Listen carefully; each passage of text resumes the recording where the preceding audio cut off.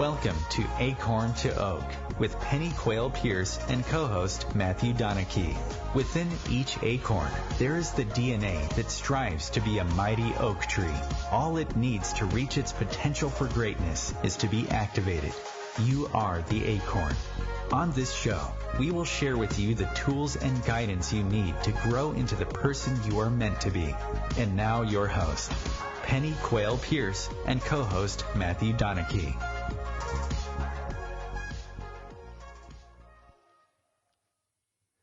Good evening, everybody, or good afternoon, depending where you're listening from. My name's Matthew Donnachie. I have with me co-host Adam Weller. We're doing a show tonight on men and all things men and very much what it means to be a man in this modern world. So let me just allow Adam to introduce himself. Yeah, hello everybody, and welcome wherever you're listening from in the world. I think it's going to be a really good show tonight, and really excited to get onto this subject. Yeah, thanks, Adam. It's something, and it's a subject I've been wanting to cover for quite a while. And when I say we're discussing sort of men, or sort of like waking the man is probably more appropriate. And how to be the best man you can in today's world. It's not surprising that men are often confused with their roles and where they play in society these days. With women, there's a lot of girl power being much talked about and endorsed, but very much there hasn't been that side for men. So it's how does a man get his authentic needs met, and what help there is around for dealing with emotions and mental health needs. So it's quite a broad subject and something that's very passionate to myself, because it's something I've very much been through a long journey on of self-discovery. And on that path of self-discovery, it's you realise just how suppressed we are in so many different ways, and this goes for everybody, male, female. It doesn't matter where you're from. It's just that there's more of a stigma for guys around wanting to be tough and be strong and supportive.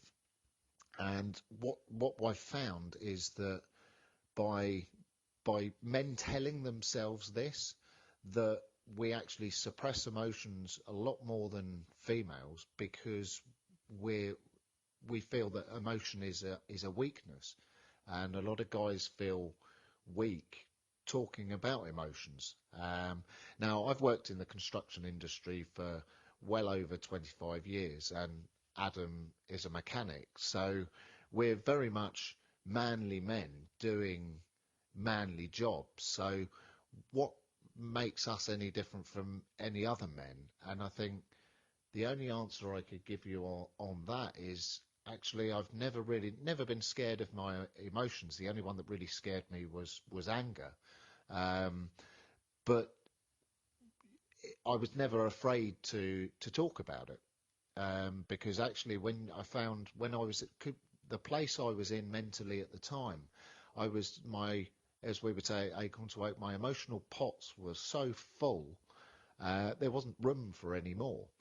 So it had to come out. And I realised that what's actually holding a lot of men back is that we don't deal with our emotions. And as I said, this does go for women as well, especially with working with Breath for Life breathwork. That's very much what we do.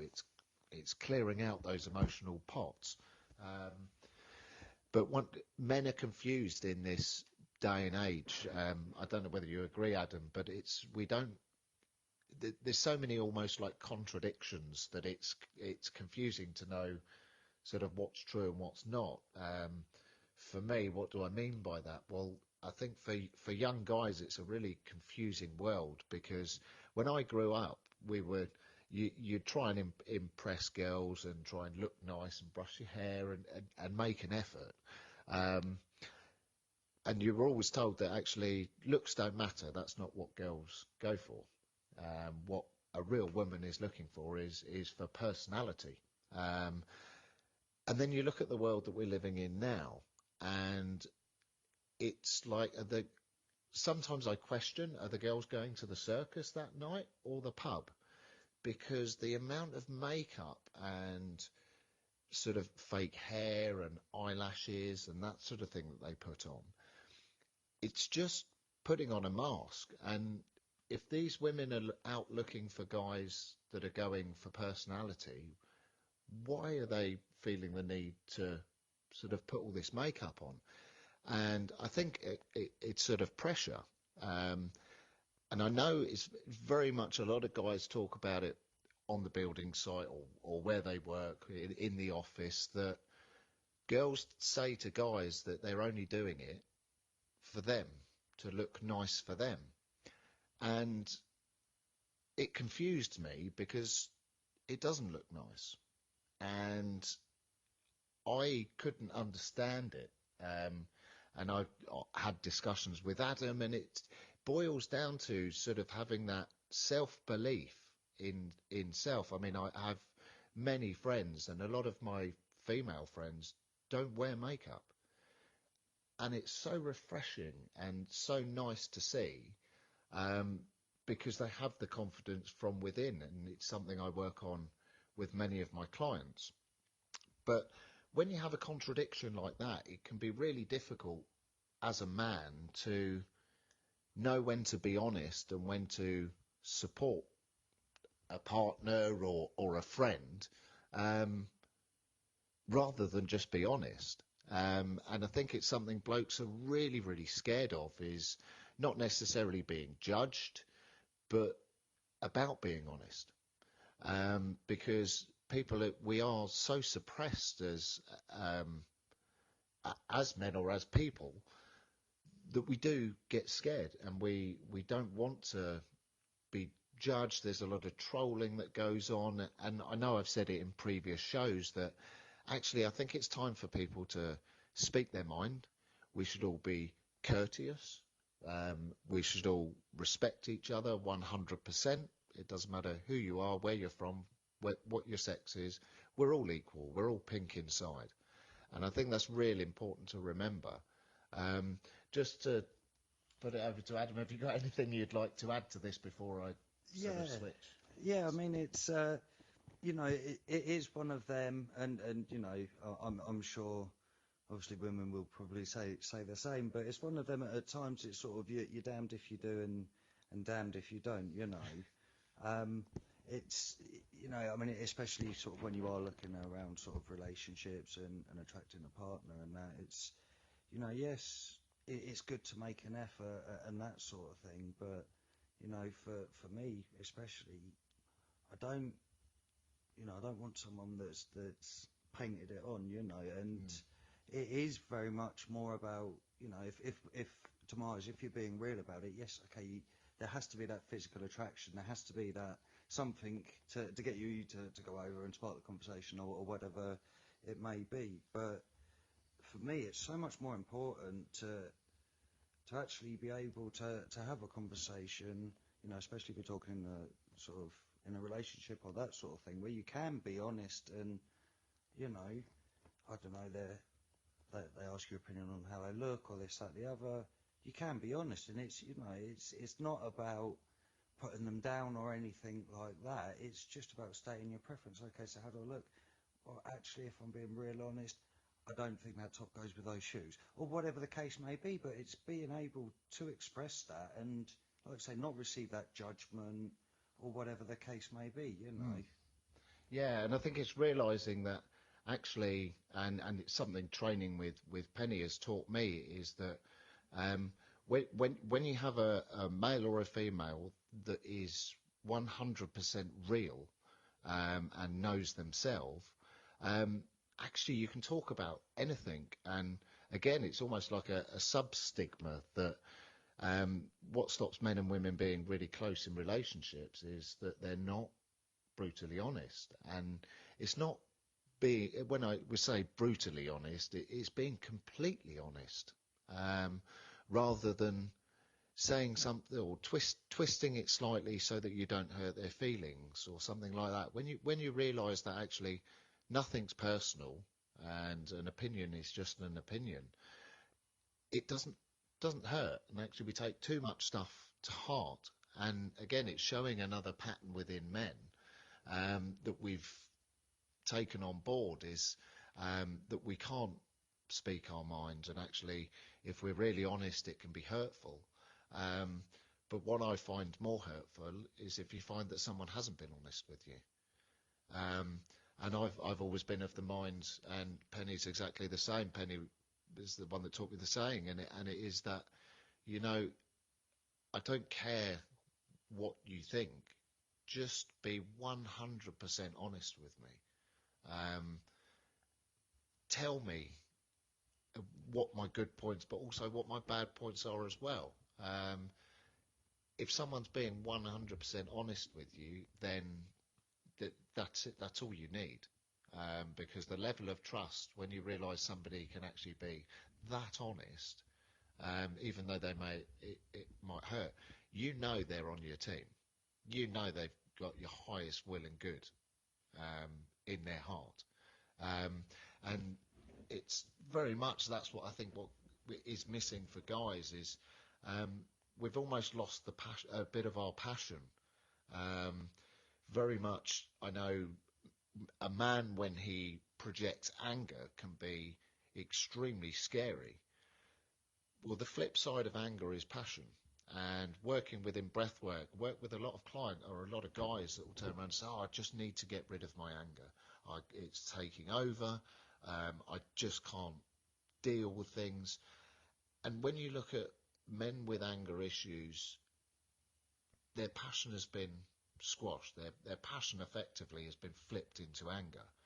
And that's why they're so angry, because they're angry because they're not passionate, and they can't be passionate because they're so angry. It was a 101 case for me. If you had asked me 10 years ago, what's your main issue? That was it. And it was like, you can't do this, you can't do that, you can't say that to them, you can't be this, you can't do that. Oh, and by the way, everything that you're feeling, you have to suppress it, because you can't cry because you've got to man up. You can't get angry because that's inappropriate. And all of this, it's like we've suppressed ourselves. And again, what I'm trying to get across is when you do the work around the anger and you flip it to passion, it's like, and Penny would say, it's the biggest turn on for women. When you see a man in passion, it's like, yeah, I want some of that. Whereas you see a man in anger and it'll scare you. So one of my missions is to work with guys and get them to really understand, that, for want of a better expression, emotions are your friends. It's kind of like, what we've got to realise is we're human beings. Now, there's male and there's female. We have a physical side, we have a mental side, and we have an emotional side. Now, we know we have a physical side, and we go to the gym and we keep that looking all healthy. You put good food into it, you nourish it well. With the brain, it's like people do a lot of brain exercises, and we like to look after the mind, but the emotional side is the side that people just haven't looked into. Mindfulness, we do a lot of sort of working within mindfulness, but the thing I've also found is that it doesn't matter how much you tell yourself something, if you don't feel it, then it's incongruent, and things don't change. And I think that's probably, for me, I don't know about you, Adam, but the thing I found with men on the path is they say once they get that it's safe to feel their emotions, it's like they take off, and finally, it's like, rather than them telling themselves that things are going to change, they realise by doing the emotional work that things do change.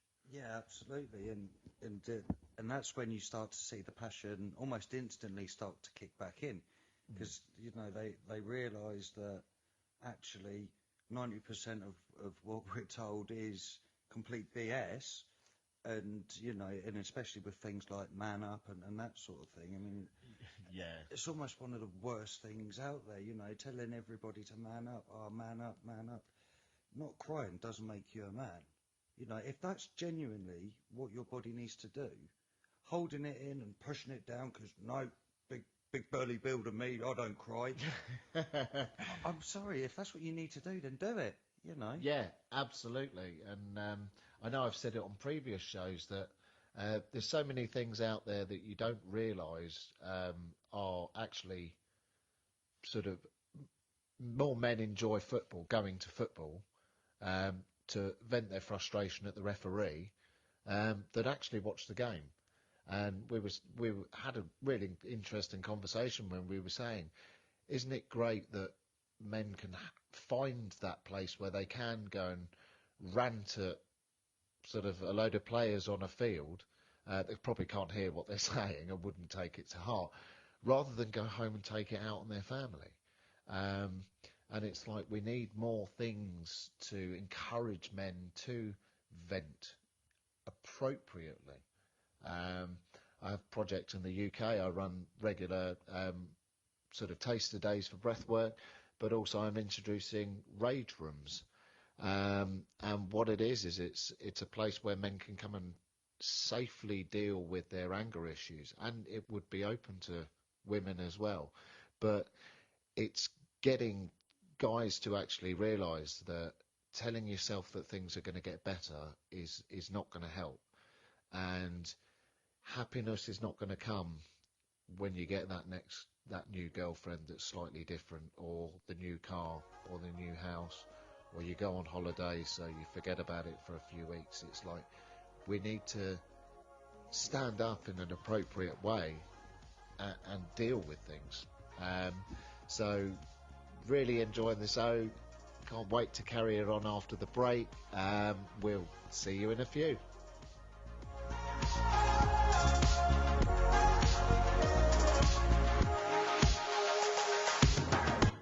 Your conscious connection to a more mindful world. OMTimes Radio. IOM-FM. OMTimes Magazine is one of the leading online content providers of positivity, wellness, and personal empowerment. A philanthropic organization. Their net proceeds are funneled to support worldwide charity initiatives via Humanity Healing International. Through their commitment to creating community and providing conscious content, they aspire to uplift humanity on a global scale. OMTimes, co-creating a more conscious lifestyle. I'm Kathy Williams, host of Sexy Mom Abundant Life radio show on Thursdays at 5 p.m. Eastern, 2 p.m. Pacific. On the show, we explore living abundantly in every area of your life. Ways to let go of limiting patterns and beliefs and to step into the flow of creativity and possibility, knowing you are supported by the universe. We are talking about your life. Ever wonder, is this as good as it gets? No, it could be so much better. At Acorn to Oak, we know you are seeking more happiness, joy, unconditional love, financial freedom, passion, and purpose. Find your unique mojo and live an extraordinary life. Want to know more? Contact us at our website, acorntooak.org.uk. 1 in 3 adults has prediabetes. 1 in 3. That means it could be you, your football buddy, your football buddy, or you, your best man, your worst man, you, your dog walker, your cat jogger. While 1 in 3 adults has prediabetes, with early diagnosis, prediabetes can be reversed. Take the risk test at doihaveprediabetes.org. Brought to you by the Ad Council and its Prediabetes Awareness Partners.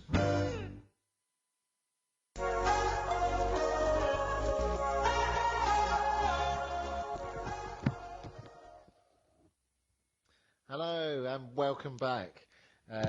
Good to have you back. So we're discussing what it means to be a man in this world today. It's a confusing world. And the next sort of part of the show, I very much wanted to put towards explaining a little bit about mine and Adam's story.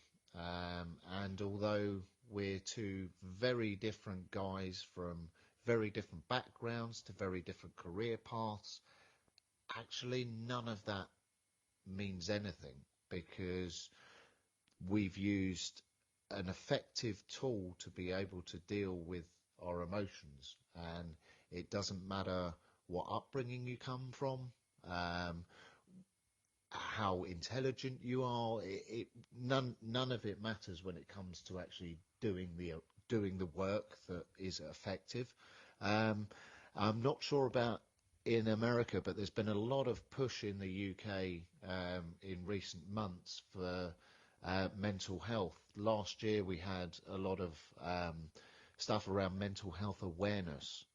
Now they've cranked it up a notch, and they're saying that actually, rather than just being aware of mental health, we need to start talking about it.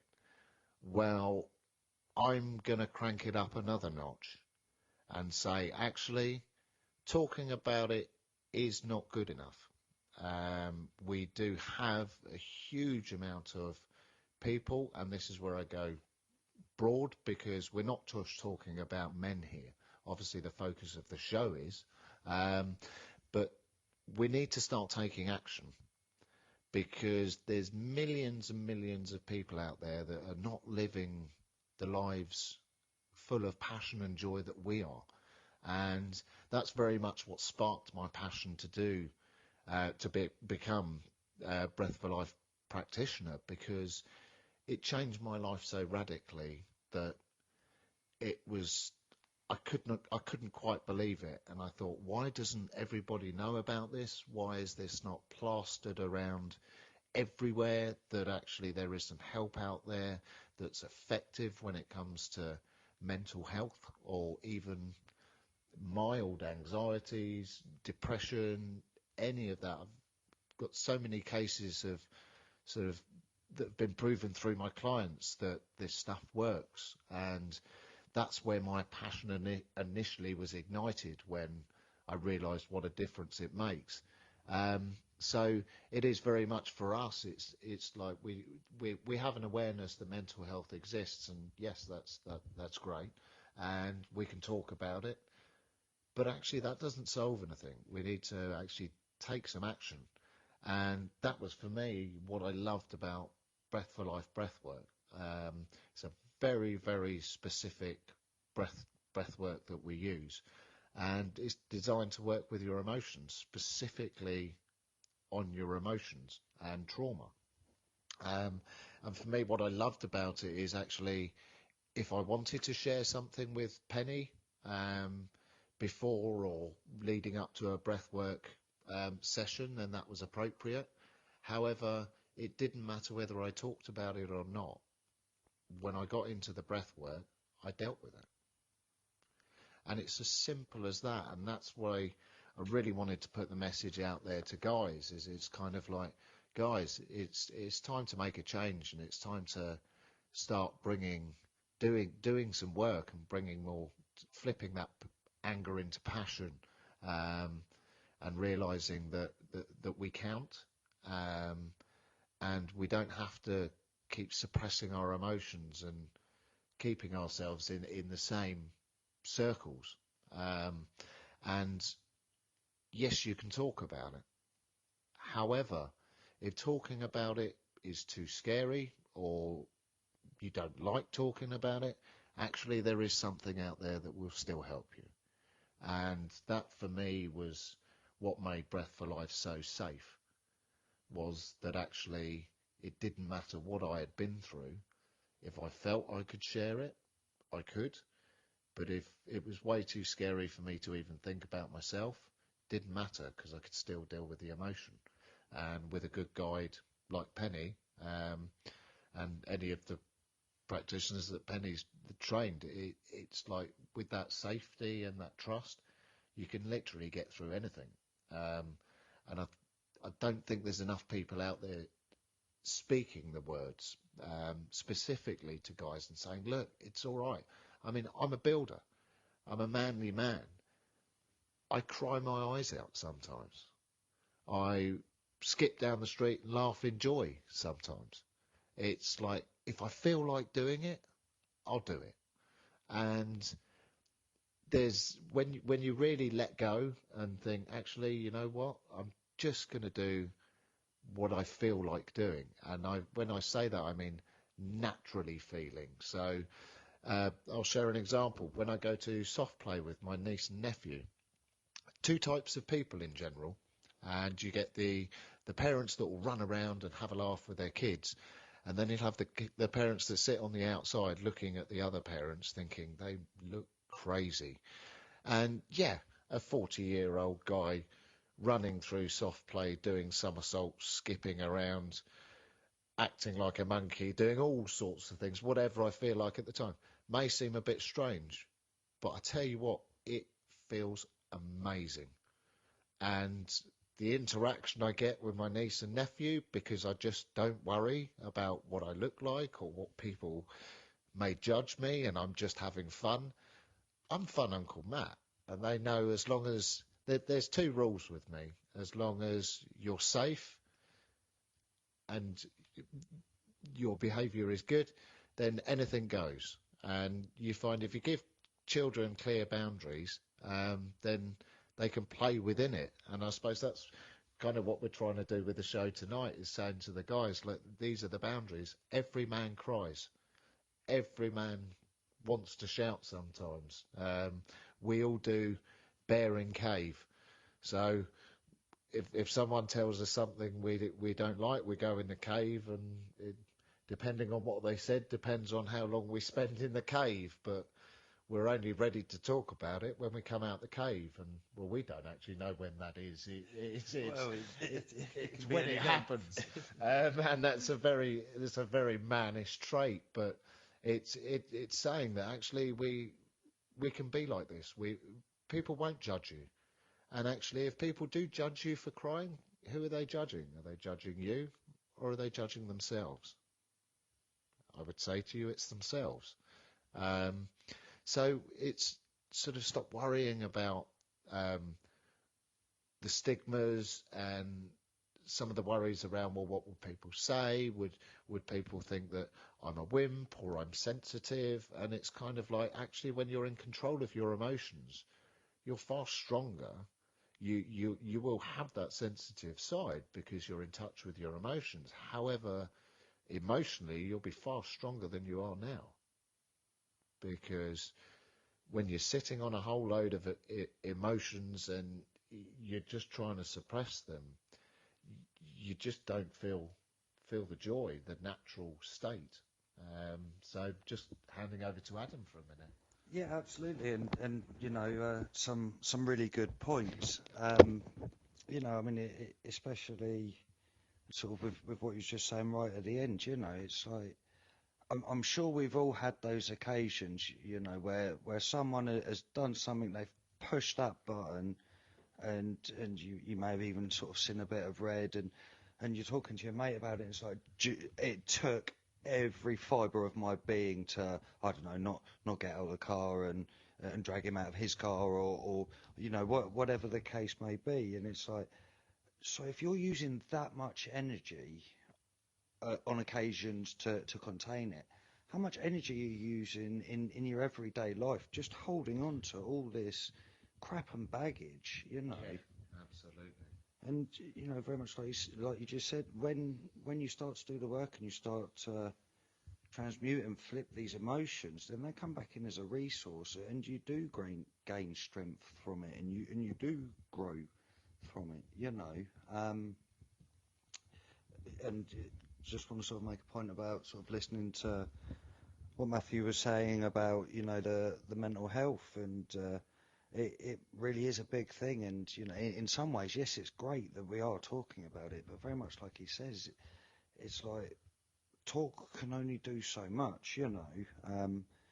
And for me, especially at the start of my journey, you know, like I say, I couldn't talk about the stuff I was going through, and being real honest, when I found Breath for Life breath work, I didn't particularly know that it was about emotions, and that's what I was going into. I booked the session and went in blind. And yeah, I think as a man, had I have known beforehand, I probably would have questioned it, and no, I don't need to do that. So, and that's probably why I didn't. I just turned up and then found out. But actually, the more work I've done, and especially like you say, when you've got a good guide and you have got that safe space that is non-judgmental, I find now actually, whereas at the beginning I couldn't talk about things, now actually I find that just adds to it, because it's like I'm using the process of Breath for Life to clear the emotional baggage behind it. But then with a bit of conversation and understanding, you then gain clarity, which helps on the mental side of things, and you haven't got a million stories running around your head. Well, it could have been this, and it could have been that, and it could have been the other, because you've got to the answers, and you've got to the understanding that you need to, and it's the holistic approach when you're, it's the mental and the emotional, knowing we tend to take good care of the physical anyway. Yeah, well, I think you sort of have to work on both or all three just to have that balance, and that's very much what it's all about. Is having balance, and so many people don't. And I think one of the other is really interesting point, because what Adam was saying, because very much when I speak to people about breath work, there's lots of different types of breath work out there. Obviously, you've got lots of different methods. Breath for Life is specifically designed to work on your consciousness, so very much you'll be working within the subconscious, and also the superconscious within breath work. And the way I like to explain it is the subconscious is split roughly into two parts, and it's 40% of the brain's capacity. Now, 20% of that is generally taken up by skills. So when you're first learning to drive, it takes a bit of time, and you have to consciously think about it, and you have to consciously suppress the skill into the subconscious. So 10 years later or 20 years later, however long you've been driving, you get in a car and you literally don't even think about it. Everything comes naturally. You're making hundreds of thousands of decisions in a second that keep you on the road and keep you safe. So those are the skills that we suppress into the subconscious. The other 20% of the subconscious you could see as like a warehouse of your emotions. So there'd be lots of boxes with various different suppressed emotions with memories attached to them. And when you think, if you've got 20% of your consciousness being used up just from your emotional baggage, not only are you feeling it physically, but mentally you're actually holding yourself or being held back, because when you deal with those emotional blocks and the trauma that you've been through, that 20% then becomes a resource. It's no longer full of all the emotional suppressions that you've made. And that's why we talk about what we do as personal evolution, because again, it's very much working with three: mind, body, spirit, mind, body, soul. That sort of thing. We very much use NLP. We do a lot of stuff around NEDS, which is New Empowering Decisions. So that's working on a neurological level and working on thought forms, judgments, and that sort of thing. And it's when you've worked on the judgments, and you can actually then make new judgments, new decisions, new choices. Because a lot of us don't even realise that we're having these thoughts. We're not conscious of our thoughts all the time. So it's working on that for the mind.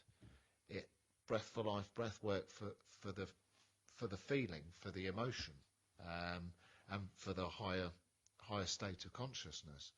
And when you put the two together, it's really quite an amazing transformation. And that, for me, that's why I found it just an unbelievable experience, because it was sort of feeding both sides of the brain, and the more free of my emotions I became, the more I felt I'd grown, sort of, I would say spiritually, but also scientifically as well, because you just feel more connected and you understand more. And I think, again, that's sort of a part that a lot of blokes are pushed away from, because you would call them fluffy bunnies in America. We would call them love and light. And there are interesting groups of people that would say that you can just think yourself free of your emotions. And it's a real shame that people are being misled, because when something becomes fluffy and pink and unicorned and empowered, there's no bigger turn off to a guy. We want something that's real. If we can see it, smell it, taste it, then it's real. And again, that's one thing that I'm really passionate about, because I'm a man's man, and that's what puts a lot of blokes off, is that so many people out there are making it about themselves and their spiritual journey and what they've done and this, that and the other, that they don't get across the message that breathwork works, and it's an extremely effective tool, and it doesn't matter whether you're spiritual or religious or atheist, it'll still work. And it doesn't mean that you're going to become this stark, raving, happy, clappy lunatic. It doesn't matter what your personality is. It's like you don't have to change who you are in your heart. Some of your behaviours may need to change. However, you don't need to become this new person. And there's a lot of talk in the UK around, people talk about it as it's fluffy, and again, for me, where my passion comes out is I've discovered a spiritual side to myself by doing the deep work, and it's truth. And there's a lot of non-truths around spirituality, and it's going to be a real interesting third part to the show. We'll be back after the break, and we look forward to it.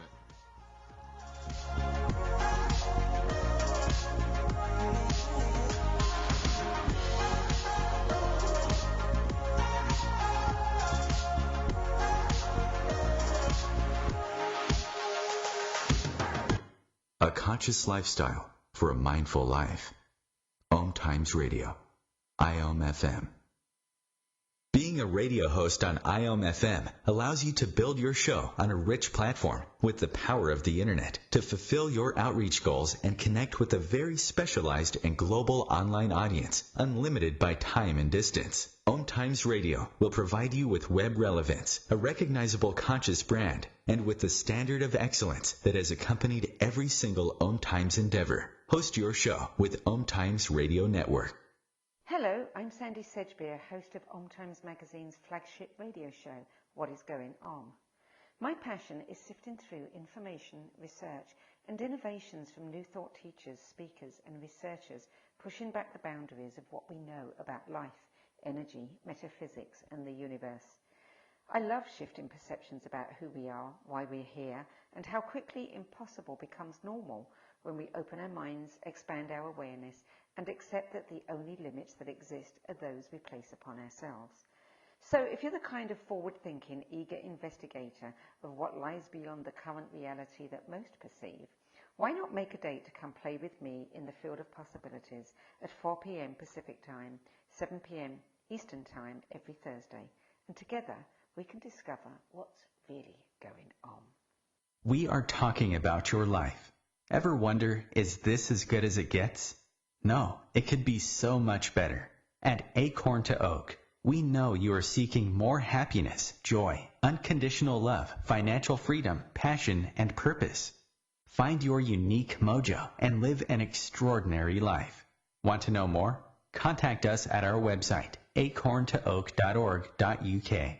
Long ago, you wouldn't think of galloping on a horse while doing calligraphy, and you wouldn't have attempted to ride your bike while typing a letter.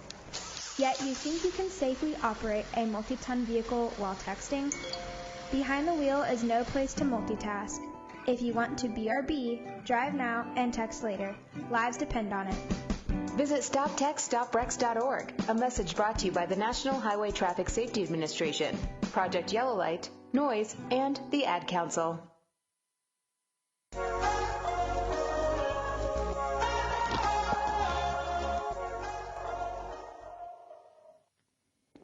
Hello, welcome back. So we're covering all topics around men and modern men in this world and what it means, and getting out there that we need to start dealing with some of our issues. So just to say that, carry on from what I was saying, is there's a lot of people out there, a lot of guys are put off from sort of breath work and that sort of thing because people are not being truthful, and it's almost like this stigma around what it means to be spiritual, and it's like, well, you have to change your name to Moonbeam and wear tie-dye, and oh, I'm healed, and oh, now I'm a healer for everybody else, and you just think, well, that's just taking no responsibility, and you're certainly not telling the absolute complete truth. There is a truth to spirituality, and you feel it.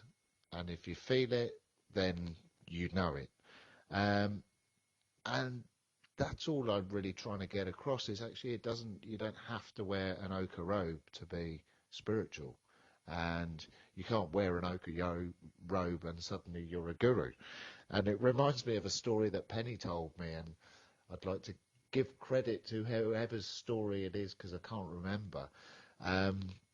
But there's a taxi driver and a man of God stood at the gates of heaven waiting to get in. And the man of God's nose is slightly put out of joint because he stood behind a taxi driver. And he thinks, I've spent my whole life in service to God, and I'm stood behind a taxi driver. That's interesting. And the taxi driver gets called up, and he's asked a few questions, and he's allowed in. And the man of God thinks, sweet, I'm in. If a taxi driver can get into heaven, so can I. And so he walks up to the gates, and he's asked a few questions, and he said, yeah, I've been in service my whole life, and I've always tried my very best. And he's told that unfortunately he's not allowed in today. And he said, but why? A taxi driver's got in, but I haven't. That doesn't make sense. And he's turned to very gracefully, and he said, when you gave your sermons in church, lots of people fell asleep. When that guy drove his taxi, everybody prayed. And I think it puts a real lightness on spirituality and that side of things. And I think, again, it's something that we can be open about and talk about, and it doesn't have to be pink and fluffy. It's something that's real, and there's a truth to it. So just say it how it is. We don't have to engage our egos and make up fantastical words to put in front of Reiki to make it even more special, and things like that. It's just saying, look, this stuff's real. Let's take it for what it is, and let's embrace it. And again, bringing it back to the guys, that's what we're trying to do with breathwork here. It's kind of like, this is a serious bespoke action therapy that can blast through years of mental depression, anxiety, anger issues. The list goes on. I won't list them all because it'll be the end of the show before I know it. But it is we're not just talking to guys that are dealing with mental health, but very much I know a lot of businessmen, there's a lot of guys in corporate. We are, because of the way the world has been in the past, the men have generally gone out to work. Now, I'm all for equality. It wouldn't matter to me who was the breadwinner in my family. However, a lot of guys have sort of, where you build a business, and again, I'm talking to women out there as well, but have you spent your life building a business because you've had a focus on it, and the dream has been to sort of gain the success or gain sort of a status around your business because it's what you were told to do, and you were told that if you did that, you'd be successful and happy. And you've gained the success, but it's like the happiness isn't there. This is something that we can help you with. Again, this is something that Breathwork or Breath for Life can help with, because a lot of us make decisions, and a lot of guys have made decisions that they're going to build a business and build a company, and that's going to be the dream, and then they're going to be able to employ people to do their job, and then they won't have to be in the office, so they can spend more time with the family. It hasn't quite worked out that way. Well, there are ways when you delve into your emotional sort of issues, you will gain clarity around actually where you want your life to be and how you can effectively change it. And you can run an empire but have a family life as well. Generally what stops people is the what they're telling themselves, and what they're being told. They're taking advice from business experts, which is great when it comes to building businesses and finances. However, if you want to change your life, you talk to people that have got a tool for helping you do that. And I've seen Pennie help a lot of business owners that have sort of just concentrated on being the professional, and actually what they're missing is the personal life. And it's finding the balance between the two and realizing that actually it doesn't matter what anybody else says. You can create the dream no matter what. You've got to have the visualization, then you've got to believe you can do it. As long as your emotional state matches that, then you're on to a winner. And it's realizing that actually we can create any life that we wish. We don't have to stay in the same position or the same state that we're in. So even if it's the mental health issues that you'd like to deal with, well, Breath for Life is a tool for that. If you're successful and you've got all the material stuff that you've ever dreamed of, but you haven't got the happiness, Breath for Life, it's the emotional side. And it keeps coming up because it's the one thing we're not taught at school. We're not taught what emotions are and how we deal with them. We're taught about everything else, but not that side of things. And again, it's great to have an awareness about it, and obviously by doing the radio show we're talking about it, but it's taking it one step further and doing something about it. So challenge yourself in 2020. Do something about it. Make this the year where you turn around and go, you know what, I'll give it a go. It's take that step. Don't make yourself count. It's really important that people sort of stand up, and as globally we start doing it. Very much with the environment, people are a lot more connected with that, and everybody's trying to make an effort.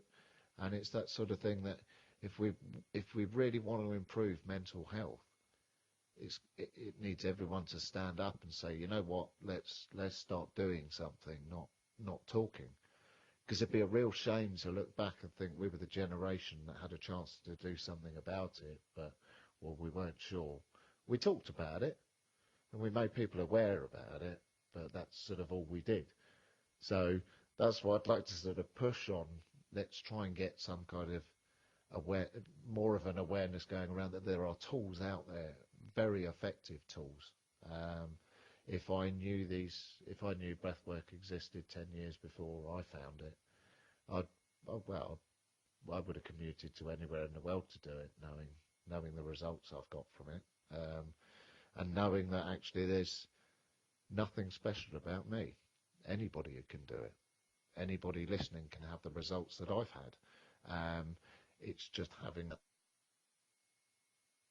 good thing. It's about time we had equality. It's about time people were treated evenly. But at the same time, it's keeping that balance. So it's not saying, oh well, there should be racism goes back the other way because it's been so far gone the other way for so long. It's kind of like we can't be punishing modern people for what our ancestors have done. We can disagree with it. It's about getting on and making the best of what we've got. It's like seeing the positive. It's kind of like, I love living in England. It's fantastic.